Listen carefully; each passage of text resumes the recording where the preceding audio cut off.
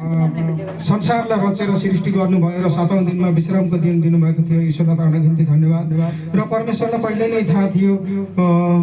मेरो सन्तानहरू त आउने छन्, तर आए पनि तर वचनहरूलाई पनि बेचेर इस्तेमाल गर्नेछन्, आफ्नो तरिकाले चलाउनेछन् भनेर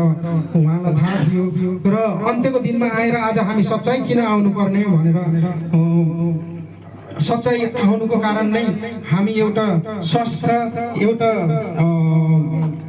पवित्र आत्माद्वारा परमेश्वरको महिमा होस्, परमेश्वरको वचन सुनाउँ र हामी जस्तै दुःख कष्टमा परेकालाई हरेकलाई उद्धार दिन सक्यौँ भनेर नै परमेश्वरले हामीलाई अडर खडा राख्नु भएको। परमेश्वरको वचनमै छ नि, शास्त्रमै छ नि, नयाँ नियम र पुरानो नियम छ है। तपाईँहरूले सबभन्दा बुझ्नुपर्ने कुराहरू र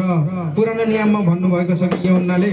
हे मेरा छोराछोरी हो, हे ईश्वरका सन्तानहरू, तिमीहरू मसँग आऊ र पानीद्वारा बत्तिस्मा लिएर तिमी पवित्र भऊ र सत्य मार्गद्वारा हिँड भनेर यूहन्नाले भन्नुभएको थियो यर्दन नदीमा। भन्दाखेरि त्यसै बखत हाम्रो गुरु येशू प्रभु आउनुभएको थियो र यूहन्नाको मुखद्वारा उहाँले भन्नुभएको थियो,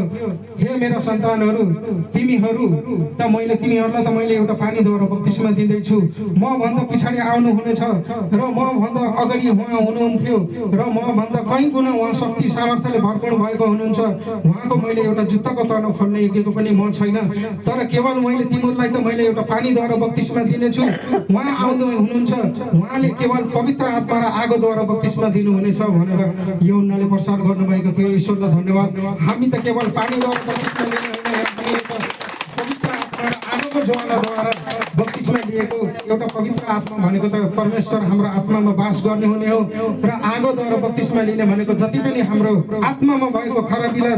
जलाएर नष्ट बनाएर हामी पवित्र र एउटा पवित्र आत्मा राखेर हामी परमेश्वरको महिमा गर्ने, परमेश्वरको वचन छर्ने, हामी जस्तै दुःख कष्टमा परेको हरेकलाई उद्धार गर्ने शक्ति सामर्थ्य परमेश्वरले दिनुभएको छ र ईश्वरलाई अनगिन्ती धन्यवाद। र परमेश्वर पिताले आज म अरूमा असम्भव मेरो सन्तान अरूमा असम्भव त परमेश्वरमा सम्भव भनेर परमेश्वरको वचनमा लेखिएको छ। हेर्नुहोस् त हजुर, म बिहान 8:30 बजेसम्म 8:40 सम्म म बर्दुबेको बस पार्कमा थिएँ, तर पनि परमेश्वरको इच्छा म फ्लाइटमै आए जस्तो भएर आज म हरेक यहाँ आएर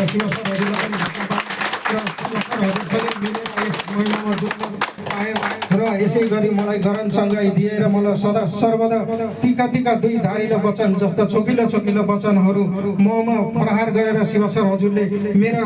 शरीरमा भएका हरेक नराम्रो आत्माका दुसरावटा आत्माका बन्धनहरूलाई चट काटेर मटिको नाममा हट भन्दा चट पार्ने योग्यताको बनाएर